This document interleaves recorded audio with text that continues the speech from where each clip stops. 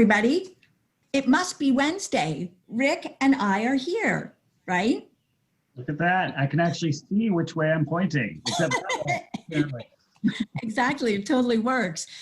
So we are very happy that we have our colleagues at Spark Street helping us out today to sort of professionalize us. I think that if there's a special filter that makes me 20 years younger, I want that. I don't know how much it costs, but I want it. My name is Ann Merchant and I work for the National Academy of Sciences, and I'm joined by... I'm Rick Lovert. I also work for the National Academy of Sciences. I direct the Science and Entertainment Exchange. And we're very glad that all of you are here. As I always say at the top of these events, my first job is to say that the National Academy of Sciences is a private nonprofit institution in Washington, D.C. If you've been tuning in regularly, I could probably hand this to some of you and you could say it for me, and that would be great. Sometimes in live events, I say, and who founded the National Academy of Sciences by executive order? And there's always somebody wonderful who shouts out, Abraham Lincoln. Because that would be the right answer. And so for more than 150 years, we have been providing unbiased, evidence-based advice to help the nation steer a good course towards science policy that makes sense. I think that Marcia McNutt has reflected a lot recently. She's the president of the Academy, about how the Academy was really built for times like this. We have been very, very busy, and the exchange has been equally busy, talking about COVID and social justice, because these are very big topics for us right now, but doing the core work of the institution as well. In particular, we've been talking a lot to our colleagues at the roundtable, and I'm just going to look at my notes to make sure I get this right, the roundtable on Black men and Black women in science, engineering, and medicine, and they've been very busy right now. That roundtable was founded 2 years ago. They've been, our colleague Reggie Hayes has been super busy recently, but that was convened 2 years ago to conduct a series of workshops that really looked at the ways in which data could be compiled so we understand better the way in which Black men and Black women are contributing to the landscape of science, so that we can highlight the promising practices so that we can do better in science, and to essentially enable discussions so we can advance and lead going forward. So it's really our honor and our privilege today to showcase the way in which Black men and Black women are contributing to science, because as we said in our invitation, diversity really drives excellence. And so part of the programming that we do at the Science and Entertainment Exchange is to shine a light on that. And Rick is the director of that program, and he'll tell you a little bit about that. Hi, so I'm Rick Lovert. I'm the program director of the Science and Entertainment Exchange, which is a program at the National Academy of Sciences. Basically, if you're new to the program or new to our programming in this time, what we do is, if you are a writer, producer, studio executive, storyteller of a mass media product, and you have a question about science, you can dial our phone number, which is 844-NEED-SCI, or email us, and we will connect you with a field expert who can answer your question about science, engineering, or math, or medicine for free. We've done over 300 of these kinds of events and over 3,200 consults since we opened our doors in 2008, including films like Avengers: Infinity War, Man of Steel, Black Panther, Captain Marvel, and the recent release Palm Springs, which who knew it was a science movie, right? And by the way, the science advisor for that movie is going to be on next week's event, which we'll talk about at the end of the show. So if you are a STEM professional and you're just tuning in and you're kind of curious about what we do, please do reach out. We're always looking for people to connect to Hollywood professionals and storytellers. So today you're going to hear 5 speakers. Each speaker is going to have 7 minutes to say something amazing and blow your mind. And then we're going to have a 7-minute curated Q&A with 4 provocateurs and Ahmed Best leading the charge. We're very sorry we don't have time for audience questions today. There is a Q&A box, but unfortunately we're not going to be able to answer any audience questions. The event just goes way too quickly for that. I want to thank our speakers, our provocateurs, our AV team from Spark Street, everybody in DC, including Courtney and Jeff Fishman on our creative engagement team, Csi, who I hope is not watching this because she's on vacation this week, much deserved. I also want to thank Emily Lordich for live tweeting on our behalf today. Thank you, Emily. And last, and certainly not least, our sponsors, Howard Hughes Medical Institute, without whom this event would not be on the air today, Alfred P. Sloan Foundation, Walt Disney Company, Film Nation, Google, Lyda Hill Foundation, Corteva, and individual donors like many of you who gave today. It makes a huge difference and goes right back into more of this programming. So thank you so much for doing that. And we always like to keep these events a little bit personal. When we do them in person, that's very much the vibe of the Science and Entertainment Exchange, and we've tried to keep that alive. We know there are many more of you that would fit in a physical space than when we do this, but Rick and I really feel like that's part of what the Science and Entertainment Exchange is. It's a community. So in that spirit, we have been every week sort of talking about a little bit about what we've been doing and what we've been seeing. And so adding to that, this week, I subscribe to a new newsletter by Kimberly Drew. She does a newsletter called Something I Saw. And these are images that she sends out to the world, things that make her happy. And I think we all need things that make us happy. And one of the things that she put in her newsletter was a reference to Tyler Mitchell's new book of photography. And it's called I Can Make You Feel Good. And it's been described as unrestrained images of Black joy. And he apparently is a very famous photographer for doing fashion photography, but these are just very different images that celebrate the physical body and just the way in which, as I say, joy is expressed. So I've really enjoyed looking at that. And it was noted it's not meant to be a coffee table book that sits there. You're supposed to pick it up and enjoy it as much as you possibly can. The other thing is that I subscribed to the newsletter from Bon Appetit, and they said, just spend some time looking at your own search history. So I did. And so the things I've been searching for was Mincing Mockingbird. It's where I get my notebooks. So I finished this one up recently, and then I started on this notebook. So these are always, at the academies, they always get noticed because they're a little weird for the academies. I had searched for the Woods Hole Film Festival, for the Finger Lakes, because I just want to try to get away. The New York Times story on the horror of isolation, which is not what it sounds like. It's about horror movies about isolation, because that's kind of fun. My Pet Chicken, because some of you know I now have chickens. The Storytellers Project, Best French Butters, because who doesn't need that? And Miss Manner's Guide to Contagion Etiquette. So look at your search histories. It's actually kind of fun. And Rick, you have something to tell us about what's behind you. Oh, well, that is a guitar for my son, who is 22 months old. So if you're looking for a 3-string guitar for an under 2-year-old, it actually says it's recommended for 3-year-olds, but my son seems to be enjoying it. But this is usually the moment when I say something pithy about what Ann just said. But instead, I actually found an article this week that fascinated me as well in the New York Times about John Donaldson. I am a baseball fan. I had never heard of this legendary pitcher who was a founding member of the Monarchs, the Kansas City Monarchs. He had over 400 wins and over 5,000 strikeouts, but he is not in the Baseball Hall of Fame because the record keeping was so bad that they couldn't verify the numbers. And so there's actually a group of people, there's an article in the New York Times today about a group of people who are trying to get his stats verified so he can get into the Hall of Fame. I thought that was fascinating. Very cool. So we hope that we pass on a little bit of personal stuff. If you have things that you find fascinating, send them to us because we want to know.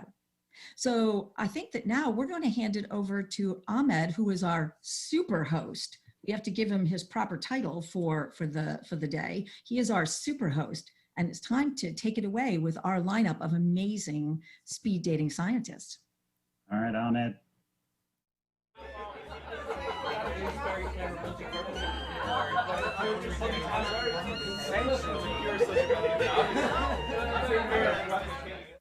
Hello.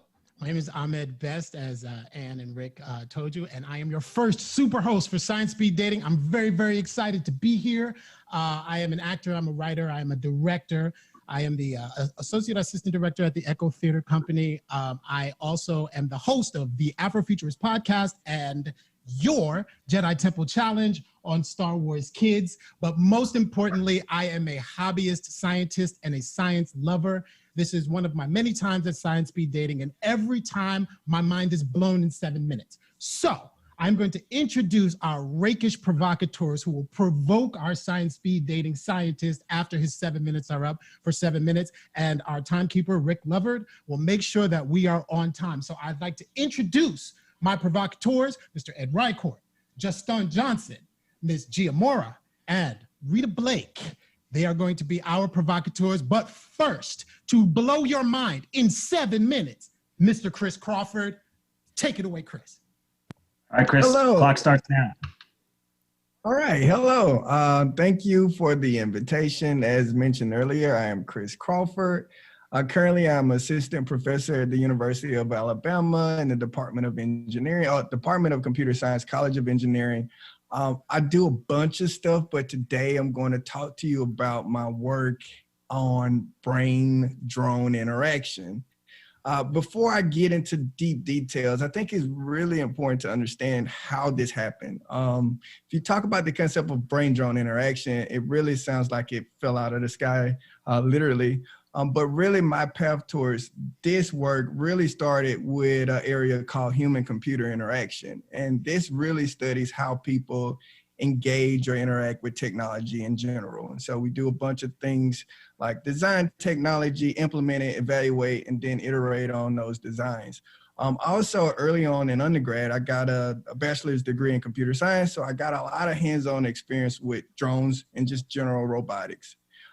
That ranged from ground robots that rolled around on 2 wheels to quad rotor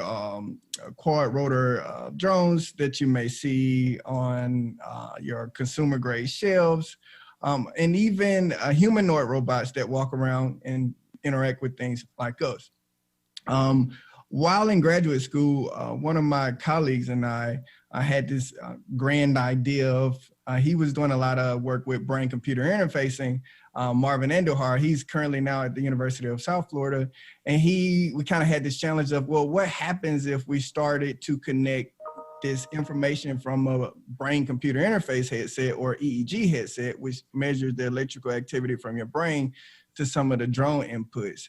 And so what we really found now is that for about even back to the 70s and 60s, we've been playing around with this concept of using the electrical activity from the brain and mapping that to some type of input. So, and previously it's been mapped to pianos, keyboards, all different types of things. But most importantly, it's been used to enable those who may have disabilities or may need different ways to interact with their hands, right? And so in that case, you can bypass the central nervous system and then connect that to things like neuroprosthetics, right? What we found out that was interesting is that although this technology had been around for a while, there was really, when we started, not a lot of media and talk about it. It mostly was controlled experiments, mostly in science laboratories. And so we thought that it would be interesting to engage the general public with this. So we came up with this idea of creating what we call now a brain drone race. And so after the talk, I challenge all of you to just Google brain drone race. You really need to see the actual videos. And I think on records, there's been at least 3 or 4, one at the University of Alabama, 1 or 2 at the University of South Florida, and the first one at the University of Florida. And what this really consists of, there's multiple different ways you can map input from your brain to a machine. One of the classical ways is to use something called motor imagery. And so you can imagining moving or squeezing your right fist versus squeezing your left fist. That's a very simplistic way of doing it. But if we can differentiate between those 2 different actions, then we can then say, well, map the right fist to the drone going forward and maybe map the left fist to the drone stopping, or just say that you just have one input to say, anytime I squeeze my fist and the computer detects that, then I'll make the drone go forward. And when I no longer detect that, then I make it stop. And so there was a lot of work that looked at doing that with one drone. So you have one person controlling the drone using this electrical activity. What we did, I want to say probably for the first time on record, is connect 2 people and make it competitive so that you're not only tasked with controlling the drone, but you're also tasked with actually out controlling the drone or beating your opponent who's also trying to move a drone down kind of drag race style. So definitely look into those things. One of the things as I start to close, I want to also talk about is the concept of when we started doing this, we saw a lot of engagement with high school students. And so over the past 2 or 3 years, I've been developing a system called NeuroBlock, which is basically a visual programming environment that allows K through 12 students to build their own physiological computing or brain computing applications. So that's something I'm really excited about because we've been going into, you know, these museums and these kind of open science fairs and allowing students to build their own creations. And so hopefully, as we move forward in the future, these students will actually bring forward the future of these types of interfaces. And so we'll actually be able to use the force in real life, maybe 10 or 20 years down on the road. And so, great, I look forward to the questions that we have. All right, Ahmed, it's your stage. You have 7 minutes. Okay, I remember when I first heard this, I was just like, I want one. So please, provocateurs, provoke our speaker. And we got Justin, go. Yeah, just really curious on the fidelity, I guess, of what we can see with the brain. Like, is it just kind of like big motor movements? So like if we think of like computer vision, where it's like there's a big block in the road, or do we know like the block is, you know, curvy a little bit or not? You know, like what's the kind of right. have? Yeah, so the resolution is going to vary with the type of hardware that you're actually using. And so with most of the hardware that we're using is really consumer grade, something that's as cost effective as possible so that eventually schools can purchase it themselves. And so you're really limited to very, very gross changes in brain activity. And so you're really measuring these super abnormal events and trying to model them. Oftentimes, in the case of what we do, we'll try to tell the student to, okay, try to relax, like try to think about nothing, and then like try to count backwards or try to solve some really complex math equations just as a way for them to actually see the brain activity changing. Something else that we do is we'll tell them to like blink, which is not really brain activity, is really noise that's being introduced by muscle activity. But I find that when students actually see that change, that's actually a big deal for them because it's like, oh, I can see this actually responding to what I'm doing. Now, you know, I don't know how many of you are familiar with a company called, I think Neuralink or something like that. Elon Musk is starting off, and he's looking at ways of doing invasive brain-computer interfacing, which will require, you know, surgery, intracranial surgery. I'm not sure if we're really ready to do that so that kids can just learn how to program. Not yet. But as we go forward with hardware advances and also software advances as it pertains to machine learning and different ways to clean signals and model the data, I think we can get a better idea. We're really just starting with the core basics and kind of adding on advances as they are released. Let me get another question in here. We don't have a lot of time. These things go by so fast. Rita, please go forward. So this is kind of a general question and maybe sort of a follow-up to the first one. So, you know, computers are things that we generally understand very well, right? Because we build them. It's actually, I think, the brain that's a lot more mysterious, and there's still so many things that we don't know within the field of neuroscience. So are there any advances that you and your project is waiting for that neuroscience needs to solve that would really push your technology forward a lot more significantly? Right. I think one of the biggest things that we always get is this idea of signal to noise ratio, right? So there's this concept of, hey, this is actually real. This is actually a signals generated from something that's actually happening in the brain. And there's most of this other stuff that's happening because you're blinking or you're moving or that you just kind of like are getting tense, right? And this is all of this like noise. So it's two fronts that I think that would really greatly advance the field. Well, it would advance the field, but it would be very special for us. And that's the sensor technology, being able to non-invasively capture better signals. that's kind of material science and a lot of other areas that is beyond the scope of our work. But there's also the area of digital signal processing and more advanced ways to actually clean the signal and separate some of the noise from the actual signals.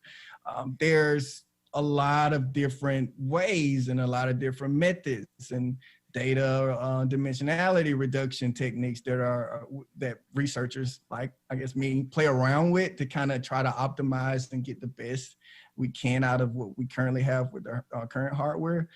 But I think over time, there's a lot of brain power, no pun intended, being put towards this problem. So I do expect as time goes on, we'll have better ways of separating some of the noise out. We got 2:25. I would love to have Gia's question and Eric's question one after the other. And if you could answer both of them probably in the last minute. So go ahead, Gia. Okay. It just got me thinking about the idea that there is no such thing as muscle memory. Is that essentially what you're telling us, that the reason I can think and have a neurotransmitter to a prosthetic arm and be able to move my hand, is that because it's not muscle memory, it's literally like a neural pathway, or am I confusing things? Fantastic question. Eric, you have a question really quick before you answer Chris. Keep that one. Go ahead, Eric. No, Ed, got a question?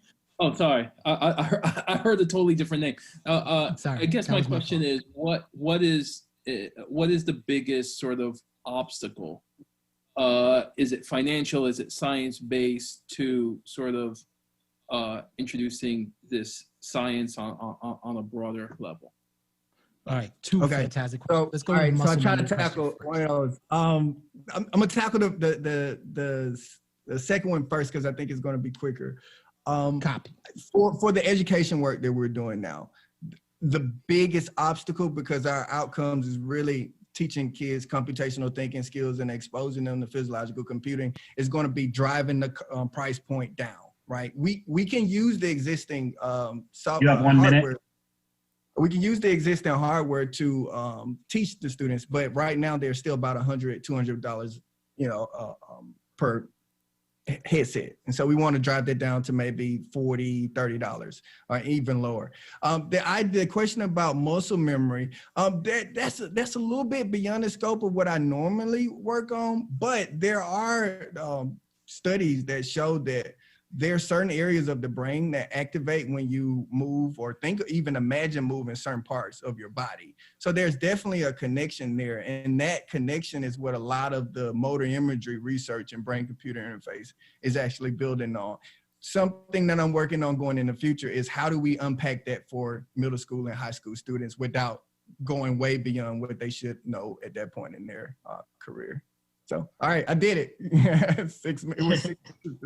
Great work. Thank you so much, Chris. That was so fascinating. I loved it. I want to fly a drone with my mind. The sooner, the better. So anytime you need minds to fly drones, hit me up.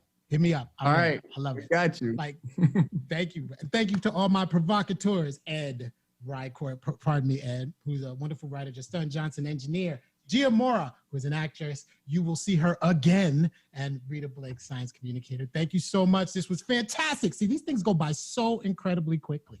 It goes by so fast. It's like being shot out of a cannon with science. Okay, we are going to prepare for our next speed dating partner and our next group of provocateurs.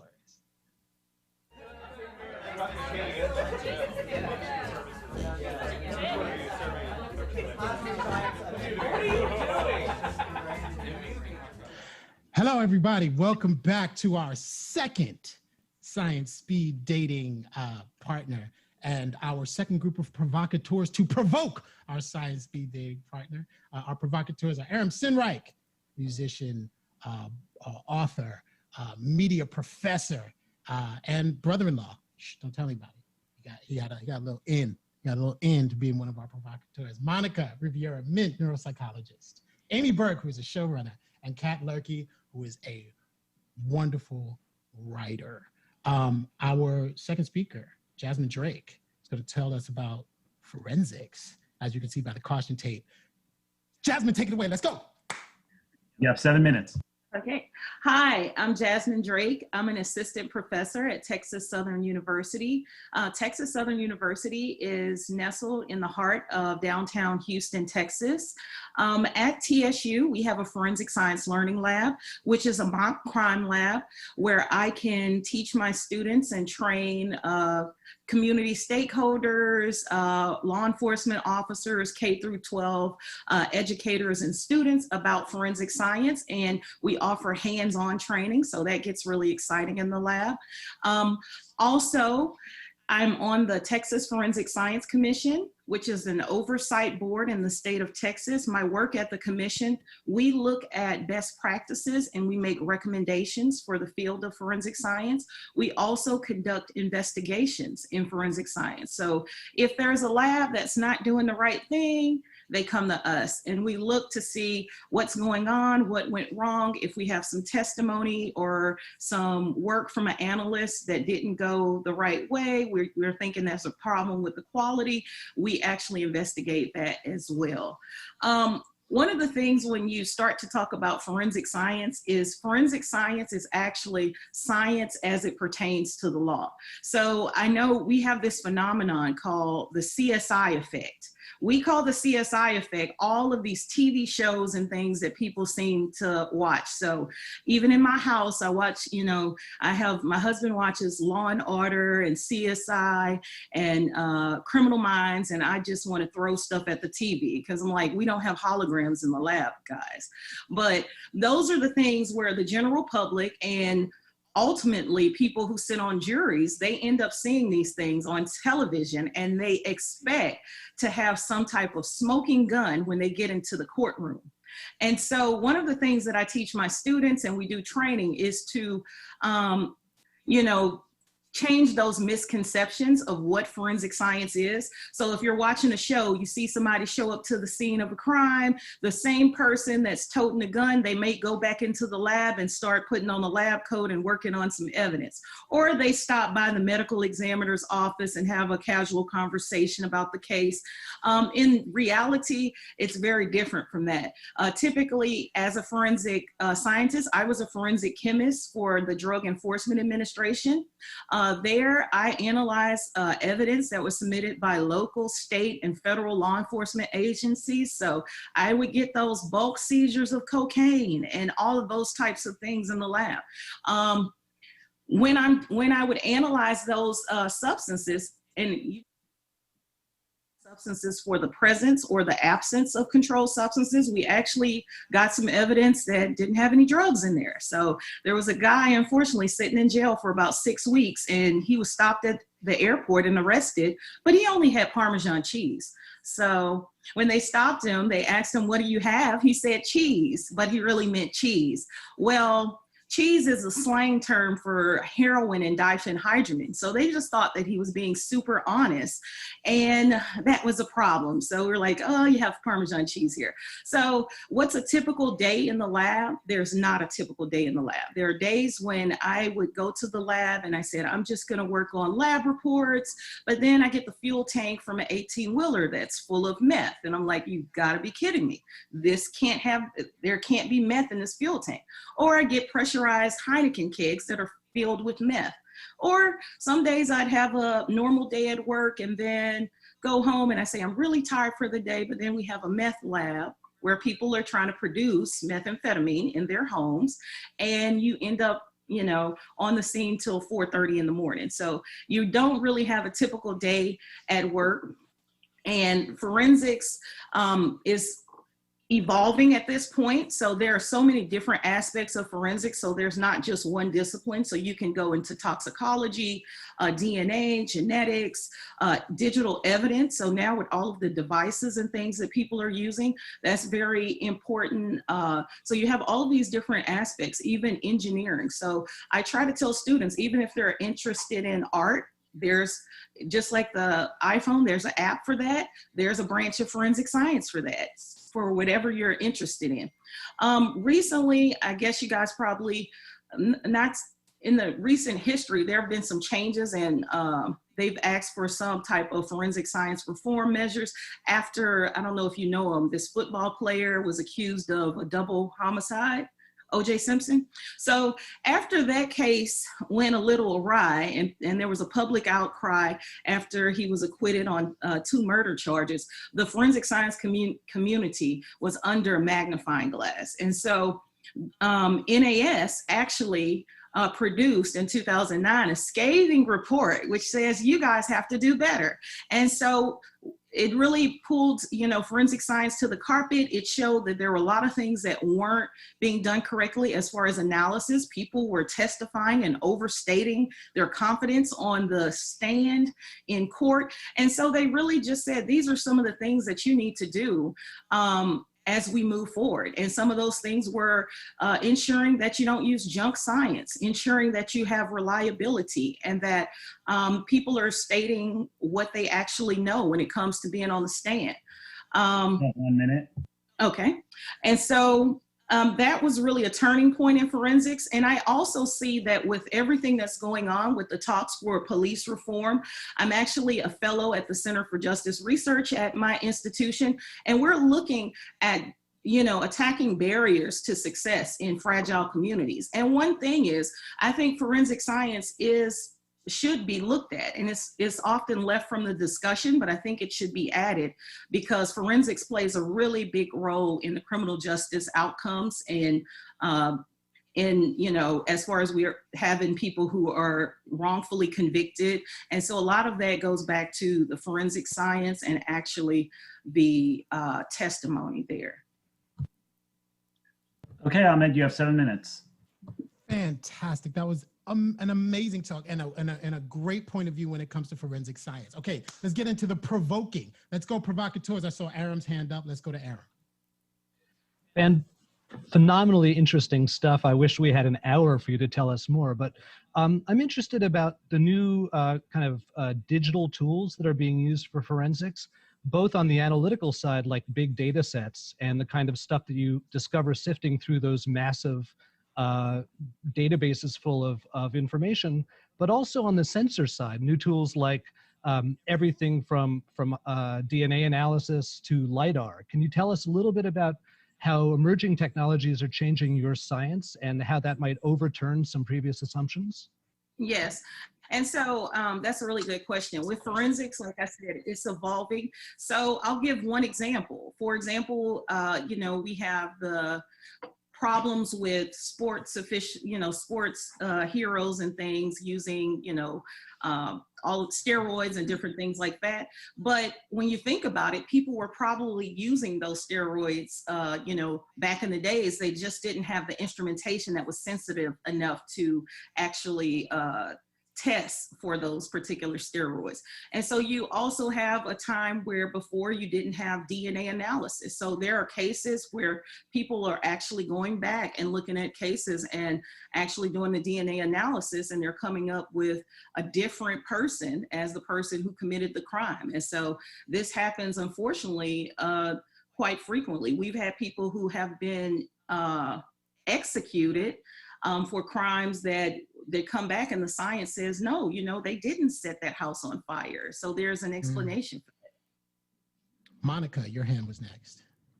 So I also want to thank you for just an excellent talk. I feel the same. I wish we had more time to talk over drinks about all of this.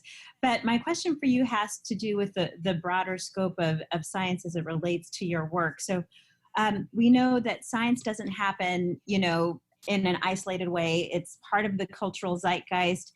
And now with certainly what you brought up at the end with the intersection of the structural racism pandemic and injustice, how do you think that forensic science can start training the next generation of forensic scientists and reconceptualizing how business is done in forensic science to increase equity and actual science rather than junk science, as you brought up?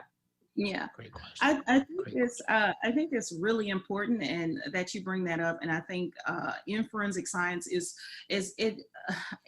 there was a tendency when you see these court cases for it to look like the analyst was on the side of the prosecution, when in all actuality the analyst is supposed to be just an unbiased representation and just show what the evidence says, and that's all we're supposed to present. And so I think it's very important also that law enforcement enforcement, as well as attorneys, the judges, and all of those people are educated in forensic science in order to properly defend people who have been, you know, wrongfully convicted, or people who don't have the means to pay for high-powered attorneys and things like that. So I think forensic science will be key. And we've had a lot of different cases where we've seen that maybe there was some type of contamination on the crime scene, or some type of, you know, issues where officers are the first, they're involved in some of these fatalities, officer-involved shootings and different things like that, and they're the first on the scene. And so forensic science, we really have to come up with a game plan and some recommendations to ensure that justice is served. Beautiful. Thank you. I hear what you're saying is systemic change. Thank you. Absolutely. Wonderful. Amy, Kathy, what are your questions? Let's go to Amy first. You're muted, Amy. Unmute. Hi, sorry, I'm unmuted. There you go. You Yes, said that there now are we can many hear you. different. You said that there are many different aspects of forensic science, like art and engineering, and how they intertwine. What aspect of it allows you to be the most creative? Fantastic. That's a good question. And I think many of the branches, you actually have to be, you know, think outside of the box, because most of these, even most of the different fields, you still have to, you know, think everything through. You have to use the scientific method. Of course, I like the artistry. When I see the, you know, examiners, unfortunately, they'll find some type of remains, and it's amazing that they can put that face and that composite drawing back together of what that person probably looks like to get, you know. So, I mean, I think you have to be creative. And the good thing about forensics is most of the individuals did not go to school for forensic science. So I'm an untraditional forensic scientist. I was working at a nuclear reactor at the National Institute of Standards and Technology. And I was like, I need something that, you know, I could feel good about, that wasn't so abstract. And so forensic science became my home. Most people were like, how'd you do that? But, you know, so a lot of us are from different fields, biology, chemistry, engineering, and we love it because it is applied, and you get to use all of those different types of sciences. Fantastic. Kathy, last question to you. Thank you so much, Dr. Drake. And I love your mise en scène. It's amazing. In addition to the presentation, my question, I really love everything about your website. And by the way, clandestine laboratory operations sounds like a screenplay I want to write, and it's from your real life. So let's talk about that later. This might be a follow-up on Monica's question. I saw that your research is in how to make the testing faster, more rapid, so that people can do it in the field. Mm-hmm. What are the implications of that for criminal justice? That might be big. Okay. That's a really good question. Mm-hmm. So in the field, sometimes they have people who are arrested without an actual test being done. And because they can't afford to bail out of the system, they're in jail. They finally do the forensic analysis or the test and realize they didn't even have drugs or whatever they thought that they had. So actually offering in-field testing would probably help with some individuals, because they would see that it's not the actual drug, or they would have some type of presumptive, you know, test for probable cause for arrest as well. It's cheese. Wow, that was fantastic. Man, I love this so much. Fantastic questions from our provocateurs. Really creative, really amazing. Jasmine Drake, fantastic presentation. Once again, your set dressing is probably the best frame I've ever seen on a Zoom call. Well done. Everybody knows what you do. Thank you so very much. Thank you, provocateurs. We want to move on to our next speed dating partner.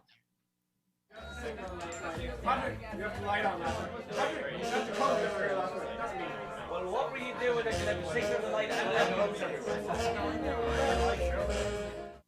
We are back with our new set of provocateurs. This is like being shot out of a cannon with science. Our new provocateurs are Monica Lopez, creative polymath, which is a title I'm going to take. Carl Choi, founder of The Great Company. Gia Mora, back again to grace us with her provocation.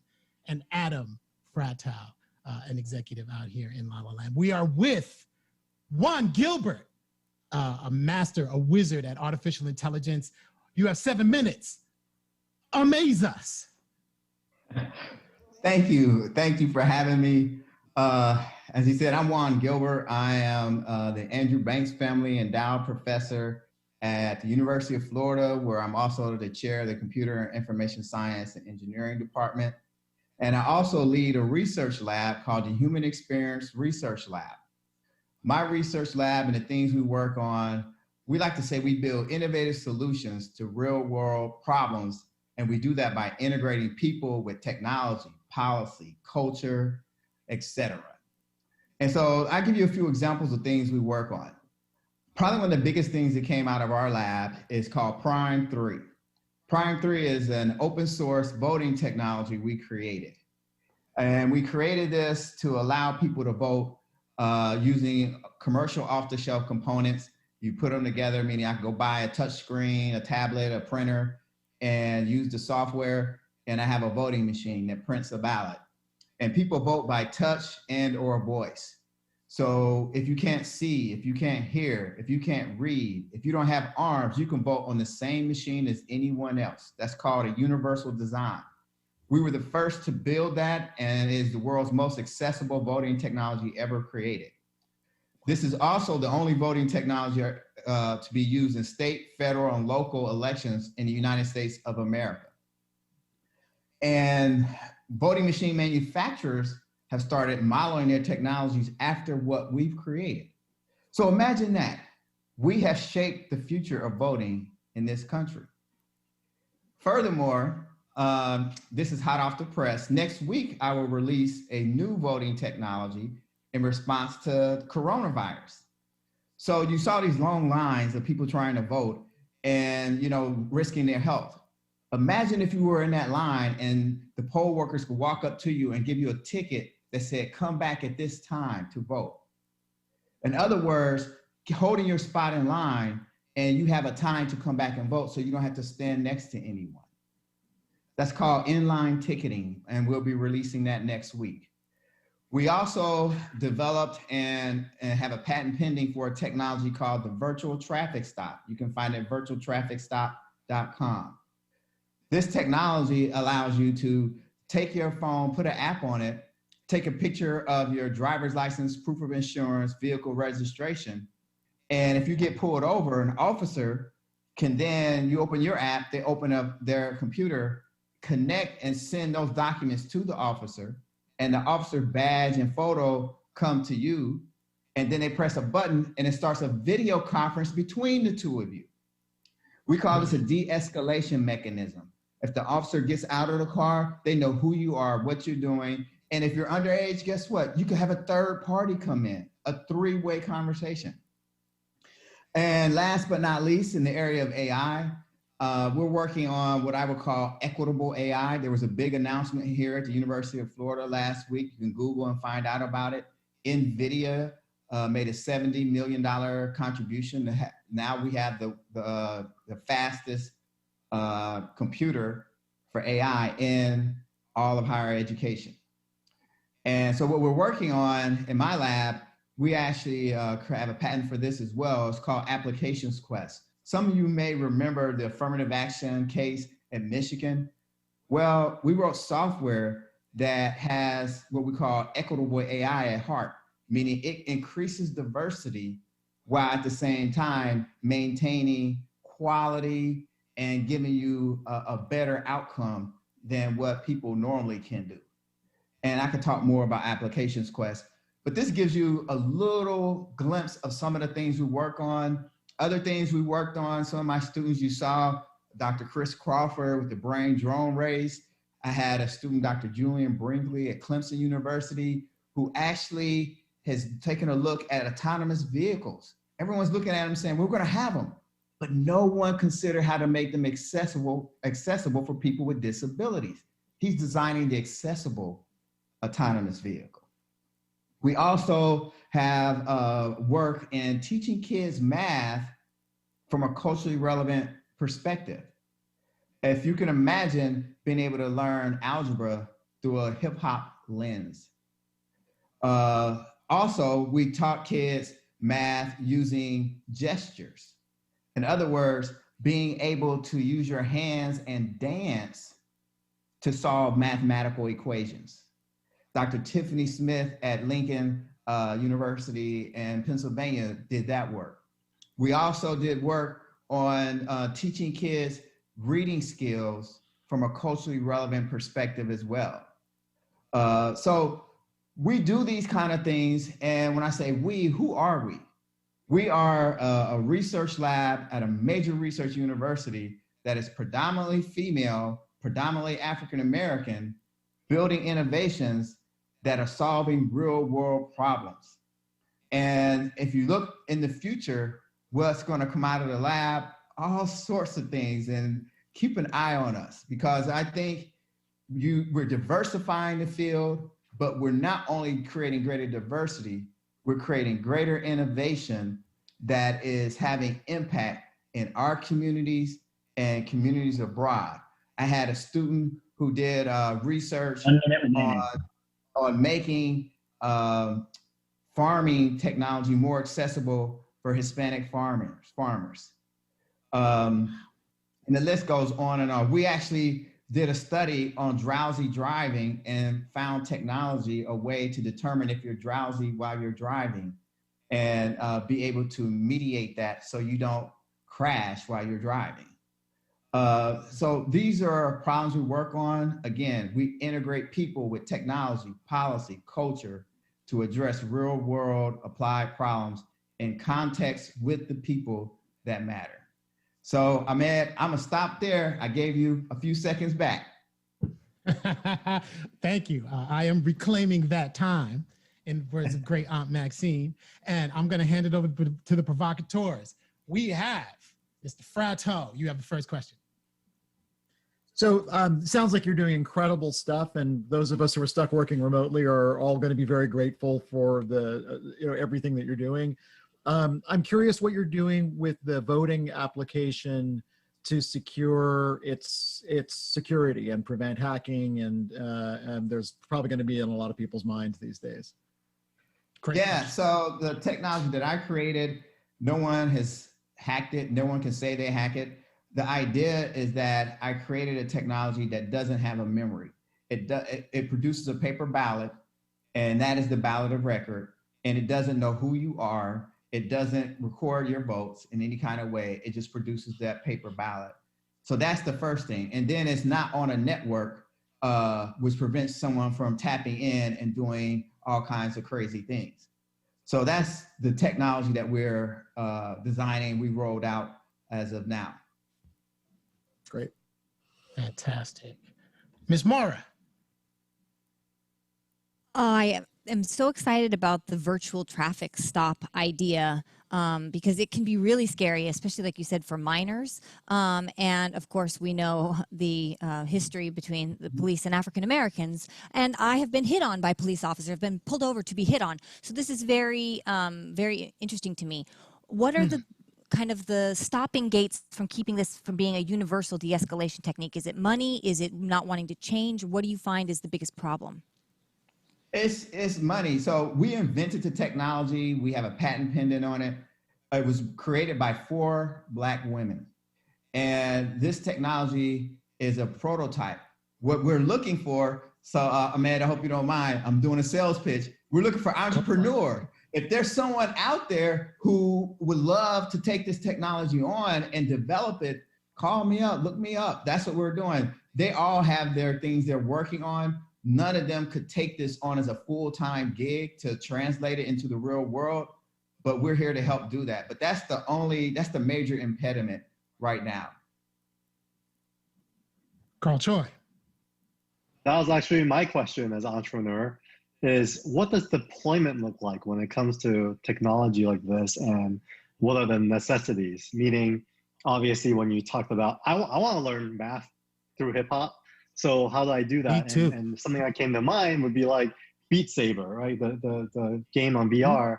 I almost feel like there's a version of that. So maybe if you could educate us quickly on what that looks like. Well, the culturally relevant learning technologies, we haven't marketed those in any kind of way. But let me contextualize it a little further for you. Some of you, hopefully I'm showing my age, some of you will remember Schoolhouse Rock. Conjunction, junction. What's your function? Yeah, Ahmed, that hasn't aired on TV in decades, but people who saw it never forgot it. Think about that. They never forgot it. So what we did, when we took Schoolhouse Rock, flipped it with a hip hop theme to teach math.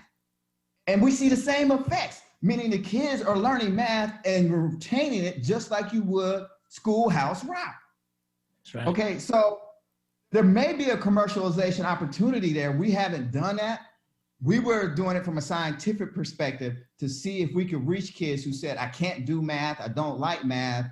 And when we did it this way, they were spending more time on math and engaging deeper. So that's where we are. I'd be happy to talk about how to market that kind of thing, but we haven't gone that route with that particular technology. Fantastic. Monica, you have a question.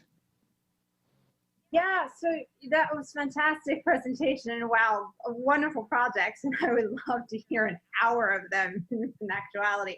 But so you're really talking about creating AI tech that it really in a forward way of thinking with respect to using natural language processing, body cues, emotional cues, cultural cues. So how do you see the future with respect to human brain inspired computing to eventually yield, and I don't, ... potential capacities for mind reading? And what would that mean for the ethical side of that? Good question. Well, mind reading, I would say that's way out there and we're nowhere near that. So I'm not so much worried about that. And there would be ethical implications that have to be addressed. And that's one of the projects we're doing with this NVIDIA gift is I'm leading an initiative called Equitable AI. And I'm looking at equitable AI from two lenses. One is AI that is designed to create equity, like my Applications Quest software. And then the other is things that don't have that mission and to ensure that they are equitable in their outcome. And so those are things that I think are going to be influential in the future. And companies are very much interested in this. A lot of it from a legal jeopardy perspective. Sooner or later, someone's going to sue an AI. And when that happens, who's at fault and things like that. So we're getting ahead of that. So there's a lot more to come with AI. We got time, more questions. Somebody else, Gia, I saw your hand up again. Yes, absolutely. You talked about how you are creating these AI to not only just have a diverse voice creating it, but also to encourage the diversity and high quality. So part of that must have to do with how you recruit people to come and work with you, right? Because obviously it's junk in, junk out. Can you talk a little bit about how you get people to come and work with you? Great. It's 45 things like this. It's pretty straightforward. When people see the things we work on, they say, wait a minute, that's not what I'm used to seeing in science. So I often ask this question: is it possible for you to create or invent anything in the absence of who you are? The answer is no. So if you always have the same people doing the same things, you get the same results. So when you bring in someone who's a minority, who's a woman, who's underrepresented in a field, they're bringing a new perspective. And the innovations that come out of those perspectives will be different and groundbreaking. So recruiting is easier for us through that lens. Thank you. Juan Gilbert, thank you so much for being our third date. That was fantastic. And like everybody keeps saying, I can listen to hours of every single one of you guys speaking about what you're speaking to. Thank you so much for the work that you're doing, especially now when it comes to voting, which is something that we need to enhance and protect. Fantastic work. Thank you, Juan. Thank you for spending your 7 minutes with us. Thank you for provocateurs, Miss Monica Lopez, Mr. Charles Shoy, Ms. Gia Moore, and Mr. Adam Fratto. Thank you, provocateurs. Let us move on to our next speaker.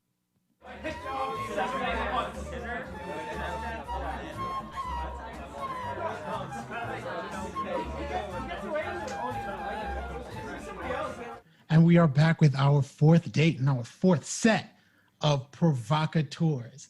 The people who are here to provoke Ms. Jenkins, are my partner in the Afrofuturist podcast and communications professional at Afrofuturist, Dr. Lonnie Brooks, producer and writer, Miss Amy Jo, Conrad's son, entertainment professional and manager, and engineer Marvin Andujar. Hopefully I pronounced your name correctly. If I didn't, please forgive me. Okay, we are with LaKilia Kiki Jenkins. You have 7 minutes to blow our minds. Commence to blow it. Okay, so my name is Dr. Kiki Jenkins. I'm an associate professor at Arizona State University in the School for the Future of Innovation and Society, and I am a marine sustainability scientist. So as I'm sure many of us grew up thinking, I want to save the world, I have kept that desire, and I focus on trying to save our oceans. I grew up in Baltimore, Maryland, fishing and crabbing on the Chesapeake Bay, and I saw the changes. As a kid, we would go out crabbing. I don't even ever done chicken necking. You like tie a chicken neck to a string and you pull it in like really slowly to catch a crab. When we were kids, my brothers and I would call the crabs we caught king crabs. They weren't king crabs. We were not in Alaska. We called them that because they were so big. And then just a matter of years between me and my younger brother, who's 6 years younger than me, we no longer caught those king crabs. They were so much smaller. So I saw this change. I wanted to stop it. I focus on finding solutions to our ocean problems. So I run the Creative Ocean Solutions Lab in my school. It's called Creative Ocean Solutions Lab because not only are we creating solutions that are often technological or relating to the process of creating technological solutions, but we're also using the arts in how we're solving ocean problems. So one example of the work that we've done, a lot of my work is with sea turtles. When I started this, leatherback sea turtles are forecast to be extinct in 15 years. And during that same time period, we were inventing these technologies that fishermen could use in their nets to keep from accidentally capturing and drowning sea turtles. And the process of inventing that technology was taking 15 years. So that wasn't gonna work. The solution can't take as long as the disappearance of a species. We focus on looking at the human sides of invention. Who is doing the invention? Where are the ideas coming from? Who's deciding which ideas to capitalize and move forward? And can we make this process more equitable? Can we make this process more efficient and effective? We did that by creating what I call the successful fisher inventor profile. We realized that fishermen were the people who were inventing the most successful conservation technologies. And we looked at all their profiles and said, what are the characteristics that these people hold? And can we use this to help us identify people in other fisheries around the world who can help solve these problems? And so we found that they had, of course, have experience fishing, but they also had a lot of experience with fabrication. And interestingly, they had experience doing mental modeling. They could basically run experiments in their head, never building anything. They would build a model in their head, test it in the water and say, nope, that wouldn't work. The water would flip it, grab it. And they would use these words, and what they were really doing, they were talking about the science and the engineering of the device. And many of these people were not engineers. They weren't using these terms, but for their ideas to get traction, they needed to be able to intersect with the science and engineering communities, both in academia and in government. And so we looked at how to make that work. Some of them might be functionally illiterate. How do you get those groups of people talking together and communicating when we have different ways of doing that? You know, scientists tend to write and put out papers. So we looked at that, how to transfer ideas. And we looked at who are the individuals who can convince people to change. One really quick story. I travel the world talking to people who are problem solvers. And I was once in Texas, meeting a guy named Gary Graham, and his job as an extension agent was to tell people about problems. And I met him, we were interviewing over a meal, and he said, I want to show you something. It was not nighttime, deep in Texas. I just met this man. He said, get in my car. And I'm like, I don't know if I should. And he starts driving and driving and driving. We leave the city. We leave the lights. We're in darkness. We're on a beach. He won't tell me what we're doing or why. He just wants to show me something. He shows me a beach. He shows me the garbage that's on the beach. And he says, this is the problem. He drove me 45 minutes to drive a storyline home to me that I would never forget. In part because of the fear I felt and what was happening to me and where he was taking me. But I never forgot that message. So that brings me to the other thing, science dance. I am also a dancer and a choreographer. I've often think about my research in terms of how I could express it through art. And so I started creating these science dances. And what I found was, yes, the audiences found it interesting, but the dancers, the people who did the moving, never forgot it. 10 years later, they would just email me out of the blue and go, Kiki, you know, I just saw this thing about sea turtles and I was thinking about that dance and how I played this role and this happened and that happened. Blew my mind, the retention. Also the fact that people are so excited when they engage in creating these dances, they run out and tell everybody what they did. I mean, what did you do on a weekend a month ago? You probably wouldn't remember. You asked one of my dancers, like, oh, I did a science dance and I was a dead sea turtle, but then on the second part, I got to play a live sea turtle and I was saved by this device, which works like this. They start spreading the story to the people around them, and the people around them then are learning the science through this. So we've created a whole participatory process to help people create dances in order to help them understand and learn about science, but also to put it into action, because we believe that this can create actual social change. We're doing a research project right now to measure whether or not engaging in these science dances is changing people's level of empathy. Once you have embodied a dying sea turtle, you connect to that. And even if you never cared before, suddenly you're like, this is important. We need to care. We need to do something, be it sea turtles or the oceans or climate change. I think that science dance is a really powerful tool that we can leverage. Right now, it's still treated as a little bit of a sideshow. The idea that scientists dance, oh, isn't that cute? But if we think about the great scientists of our past, Leonardo da Vinci was an artist and a scientist. He was many things. And it's only recently that we began to separate science and art as things that shouldn't come together. Or if we do allow this, we allow it with just children. We go, oh, we should just do that with K through 12. No, even as adults, we should and can use art and our bodies to understand the scientific world, understand issues, let it connect to our emotions, let it connect to our bodies, and drive us to change. So those are things that I do. Dr. Jenkins, that was fantastic. And I don't know about anybody else, but I really, really want to see a science dance right now. Like I really, I mean, not right now, you don't have to do one, but when I'm done I'll here, lead you all along, but we have to ask questions. I'd love to check one out wherever you have your science dance posted. Let's get to our provocateurs. KikiJenkins.com. KikiJenkins.com, done. All right, provocateurs. What do you have for Dr. Jenkins? Who's first? Don't be shy. Raise your hand. Go, okay. Mr. Sun. Hi, Kiki. Thank you again. I just on that note, I would love to see politicians get into science dance just to make them care a little bit about what's happening here. I think that would be super cool to see one day. But that sounds really cool. I'm actually just curious.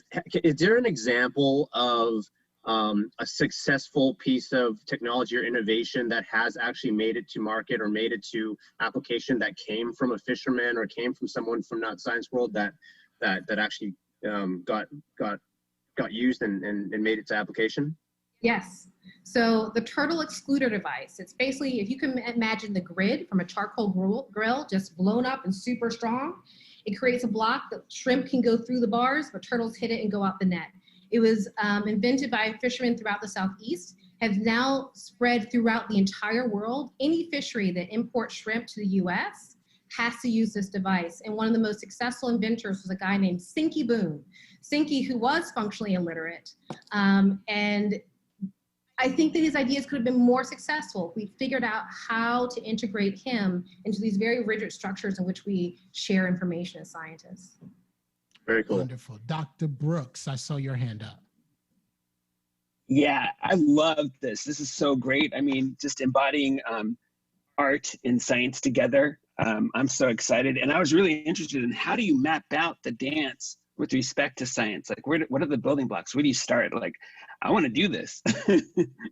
Me too. So Me too. I want to do one.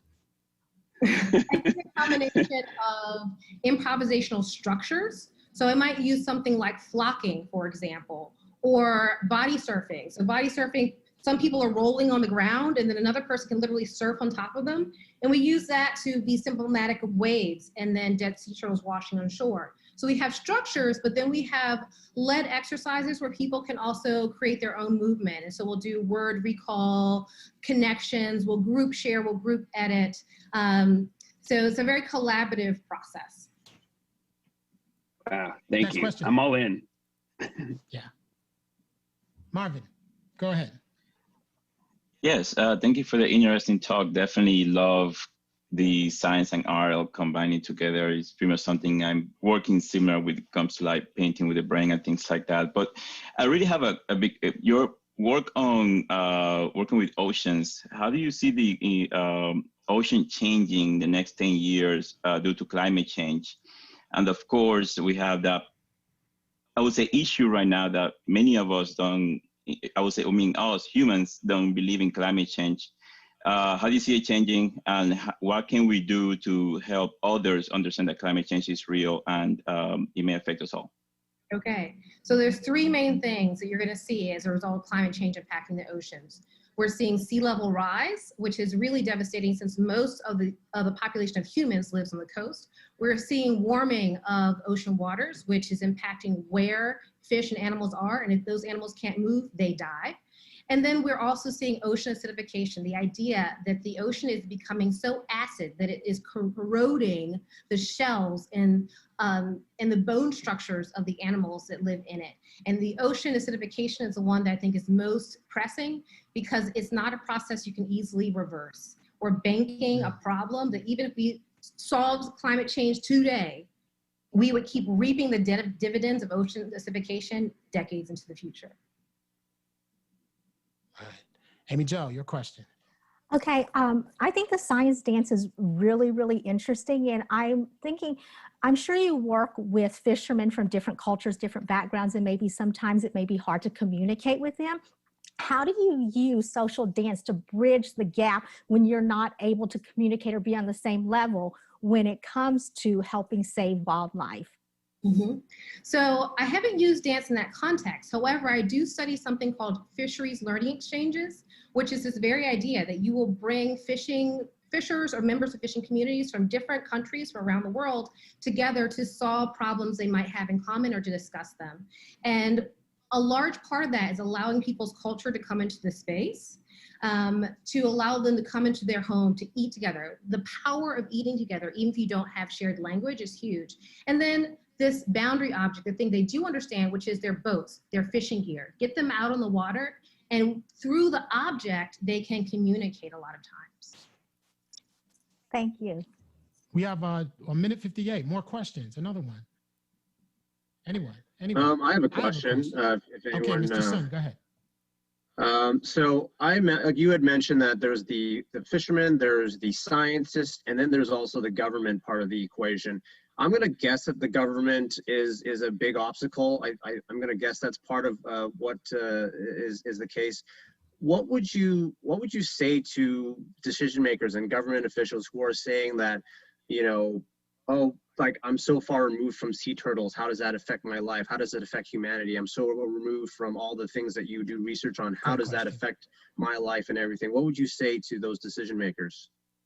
So I would say that we have people in government who care passionately about this. You're at marine labs on the coast, they're government labs. But if you're talking about DC legislative folks, that we're all connected to the oceans, that we need our ports, that even though you may not be from Alaska or Hawaii or California or Washington State, some of our states that really have powerful legislation coming for oceans, that the heartland of our country could not survive without our ports. We still transfer almost everything that travels between countries through them.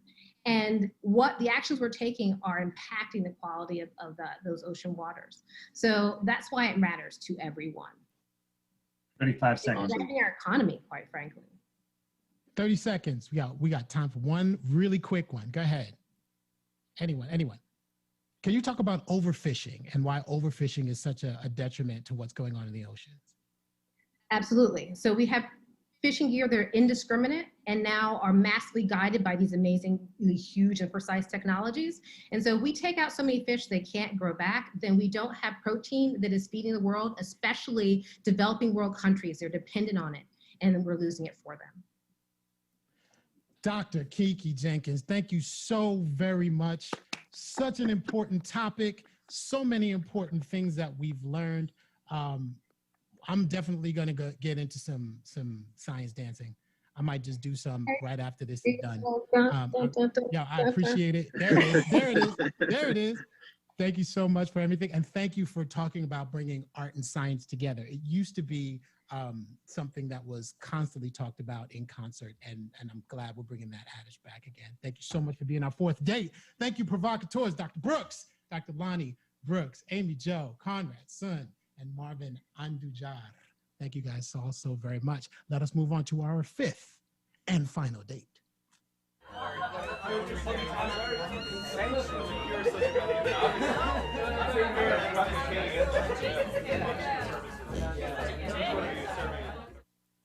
And we are back with our fifth and final date. We've had so many great dates so far, and for some reason, I have this really distinct feeling that this is going to be a fantastic partnership with our fifth and final date. Our last group of provocateurs.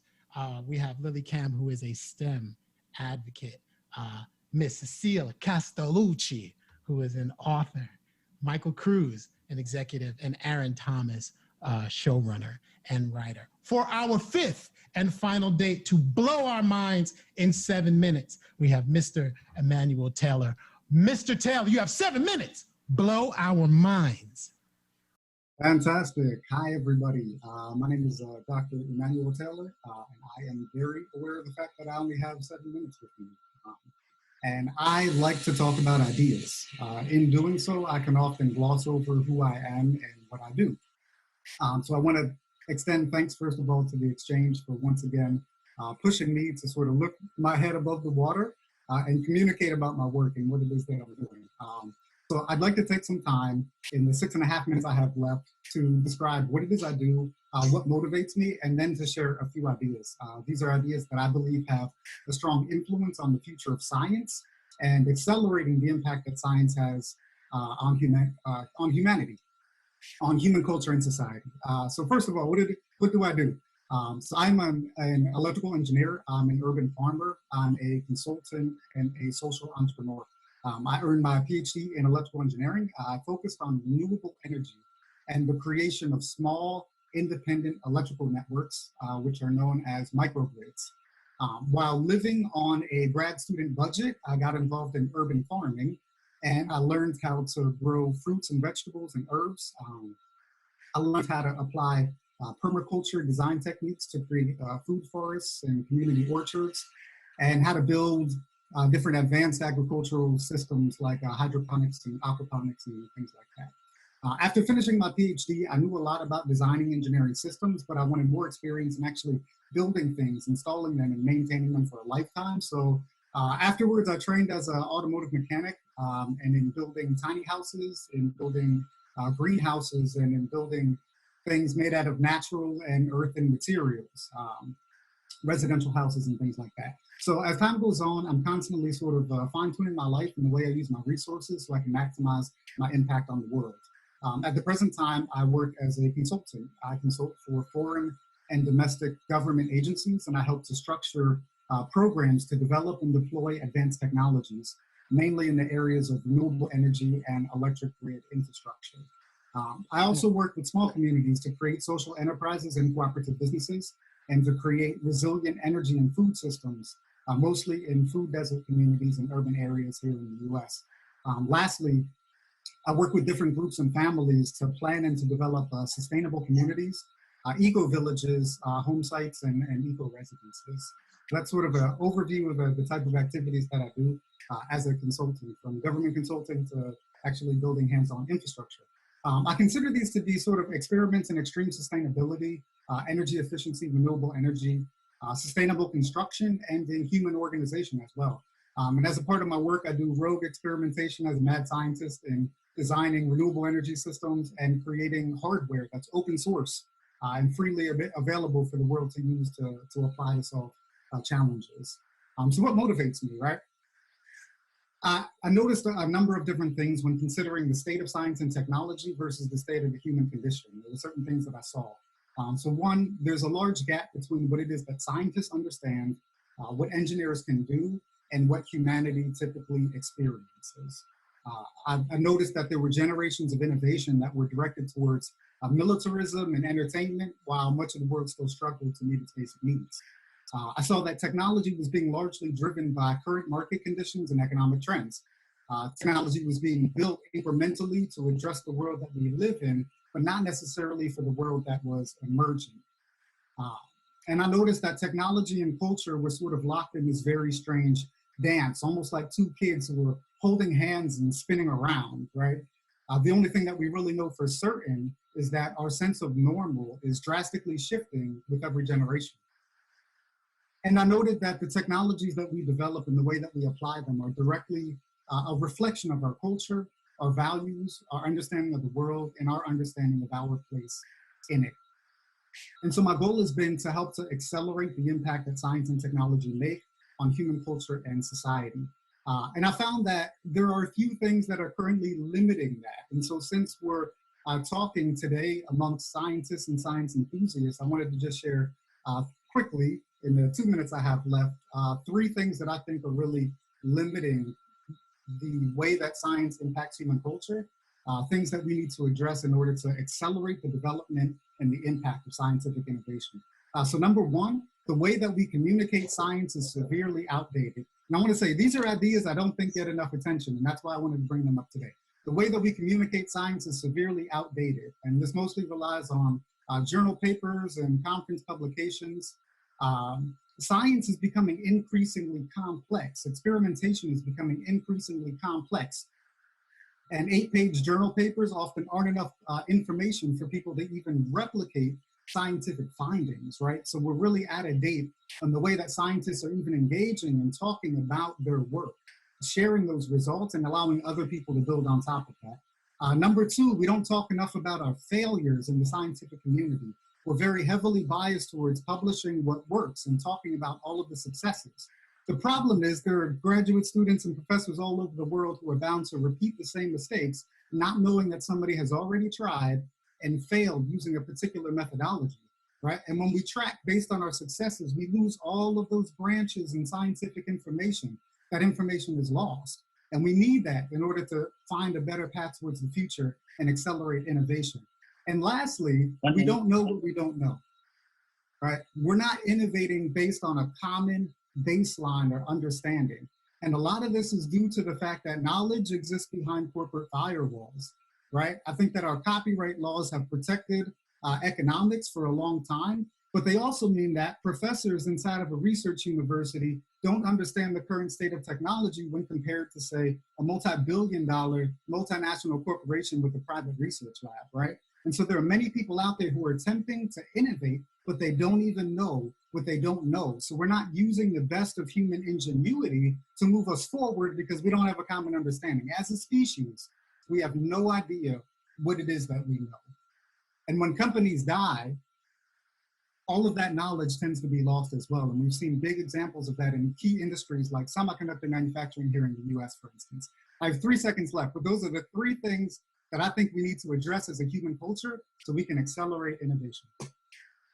Fantastic. And man, if there was ever a choir to preach to, this is it. Everything you said, I am so incredibly in agreement with and fascinated by. I'm sure our provocateurs are fascinated as well, and they are ready to ask you questions in these next 7 minutes. Provocateurs, let me know who you are. Let me know who you got a question. Who's first? Ms. Can. Hey guys, hey Emmanuel. Yeah, thanks for your talk. My question is, how has the pandemic affected your some of the areas that you work in, such as energy or urban farming? For example, what comes to mind is, our food supply chain was severely disrupted towards the beginning of the lockdowns.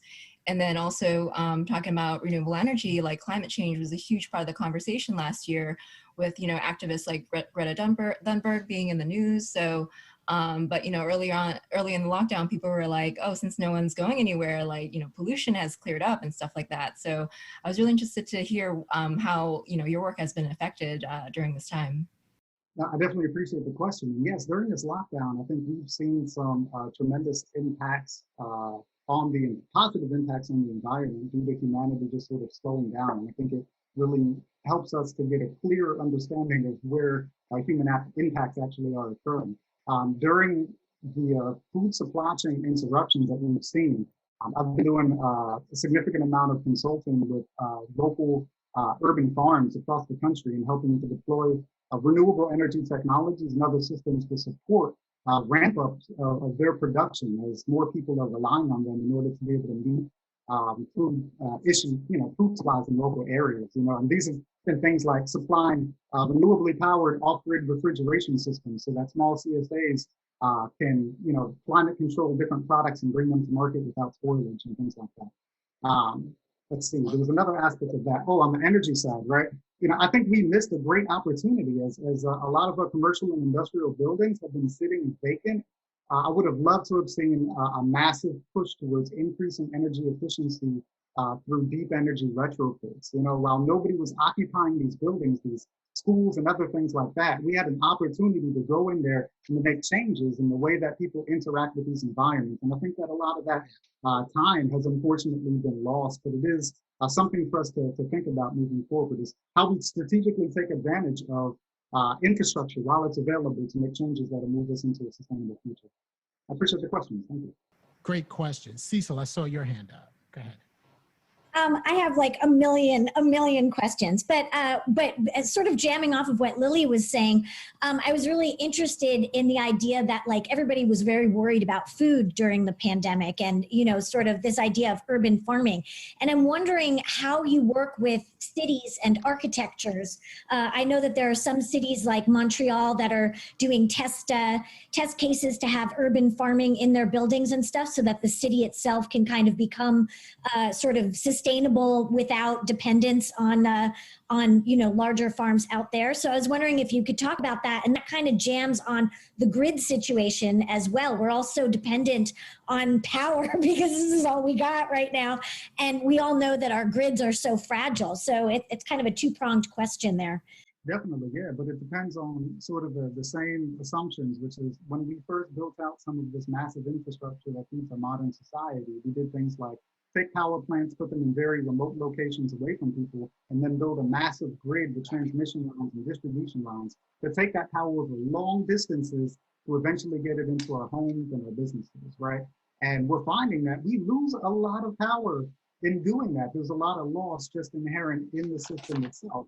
And there are lots of opportunities for disruptions to occur before that power even gets to where it's supposed to be. And so people are migrating towards other systems like microgrids where we have the resources to generate the power that we need locally. And that's been proven to be more resilient. And we've seen that time and time again through things like Superstorm Sandy, wildfires, things like that. People who have microgrids benefit from the resilience associated with that, right? We're seeing the same thing in the food system where we're creating our food and moving it over very long distances. We're not actually growing food for taste. We're growing food that can, produce in particular, that can travel over long distances for long periods of time and survive. And so it's actually sold in a store, bought by a particular person and then consumed after being in their refrigerator. It's changing the nature of how it is that we produce food and what it is that we actually enjoy. So in the same way, when we can produce things closer to their point of consumption, we eliminate a significant amount of waste. To that end, I'm doing projects like planning studies with particular cities. I'm working on one in a section of Atlanta now, where we're looking at empty lots, rooftops, underutilized warehouse spaces, underutilized real estate, blighted buildings and things like that, and creating an assessment of where the opportunities are to deploy advanced agricultural technologies in that area. From there, we can create a roadmap for resilient food supply for that particular neighborhood. And our hope is that this methodology, when we share our best practices and our lessons learned, we'll be able to replicate this in other areas. Brilliant, brilliant. Next question, Michael. You're muted, Michael. I think this is super fascinating, and I think that what I've been thinking about while listening to all this is like, there's one thing to talk about like the big macro stuff, right? Like we hear about the power grid, we hear about the food supply chain, and it feels like a giant overwhelming thing. What are some things based on all of what you do that like a regular person can start doing in their house or their community to like move towards a more sustainable local energy or food world. Hold that thought really quick. I want to get Aaron's question in before you answer. Aaron, go ahead. All right, Emmanuel, the mad scientist. A lot of the stuff you talked about had to do with communication, improving communication, and how we can learn from our mistakes and how culture can better communicate science. What are your suggestions for that, especially when it comes to urban farming and improving the food sources within the city, especially for neighborhoods that normally don't get that attention, Black, brown, people of color? Perfect. 40 seconds to answer both questions. No pressure. Okay, so what can we all do on an individual level? Compost, regrow plants from scraps that you get at the grocery store, plant anything that you can, anywhere that you can, including house plants that help to purify the air. I live in a small apartment right now. I have a little teeny balcony and I've been growing everything that I can in that space. So that's something that all of us can do to reduce our waste and start to become producers and not just consumers. On the other side of that, we need more forums for active discussion and conversation and more mechanisms for being able to share results and best practices and things like that. 2 seconds left. I just want to say thank you for having me on today. I appreciate all of the provocateurs and being in this conversation. Thank you so much. And forums like this and people like you really make what's important about what all we are doing here and having this conversation. I would like to thank everyone for allowing me to be your super host. I am honored and I appreciate everyone. I appreciate all of our provocateurs, specifically the ones in this one, because I didn't announce you again. That's Lily Cam, that's Cecil Castellucci, Michael Cruz, and Aaron Thomas. Thank you all for being with Dr. Taylor. I would like to close my entire section with this. I once heard James Baldwin say, "When I am in despair, you are in danger." And I believe that science, the method that science uses and the thinking that science creates and provokes eliminates the despair. And once that despair is eliminated, we can all survive and thrive in the world that is here for all of us. Once again, my name is Ahmed Best. Thank you so much for allowing me to be your super host. Thank you to all the provocateurs. Thank you to all the scientists that we've dated this evening. I don't know what I'm gonna do. I'm just gonna find all of you and just follow all of you in some way, shape, or form. All right, I am gonna throw it back to Anne and Rick. Thank you all. And that's the last time I ever go after Ahmed. Oh my gosh. Oh, Anne, you're on mute. You're on mute. Well, I was just going to say, now all of our speed dating scientists know that they're going to have a stalker. Ahmed's going to be their stalker. But, you know, I always say that one of the best things about our jobs, Rick, is that we learn something new every day. And I think we knew when we put together this lineup of amazing speed dating scientists that we would once again find that this was a good day at the National Academy of Sciences. Yeah, absolutely. But we got to tell you a little bit. We got 2 more events before we're taking a couple of weeks as our sort of bye between seasons. Yes, that's exactly right. So we are going to do 2 more, as Rick said. So next week, it is our collaboration with our colleagues at the cultural programs of the National Academy of Sciences. They are good friends and really good partners. They do amazing things. So we will be joined by them in the second of our series on This Too Shall Pass, creativity in the time of COVID-19. And we've got a great lineup for that. We have Molly Webster. Help me with this, Rick, because we have Molly Webster from Radiolab. We have Clifford Johnson. Okay, Clifford Johnson. You got. Yeah, he wrote a graphic novel explaining physics. That's right. And then we have Mike Smith, who is the co-founder of the AIDS Quilt.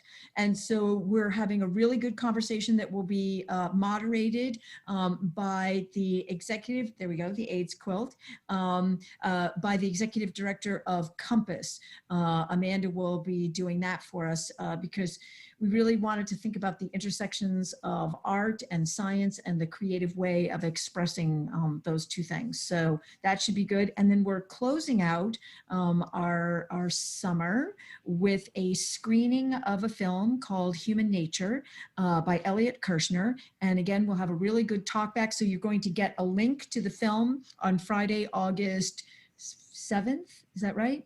I know.